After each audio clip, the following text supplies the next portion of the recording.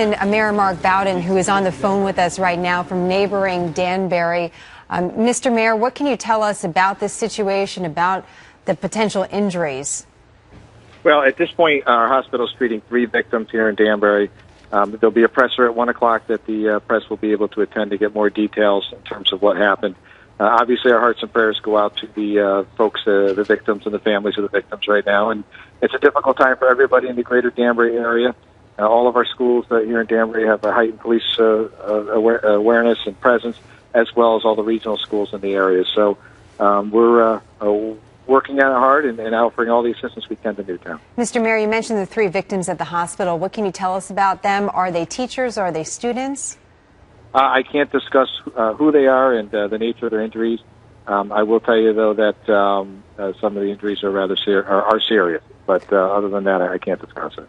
What about the children? Do we know if the children in the school witnessed this incident? Do you know if it happened inside a classroom? I don't know the details. Our crime scene investigators, along with state police, are doing what they need to do, which is piece together the incident. I'm sure there'll be much more detailed information at 1 o'clock for everybody, but obviously a very scary situation for all parents in the greater Danbury area. Real quick, I want to ask you, on our screen right now, we have reports now of multiple fatalities. That's from a local newspaper. We've been able to confirm, according to the local officials to the Associated Press, that the gunman is dead.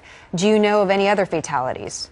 There are multiple fatalities, and the gunman is dead. That's correct.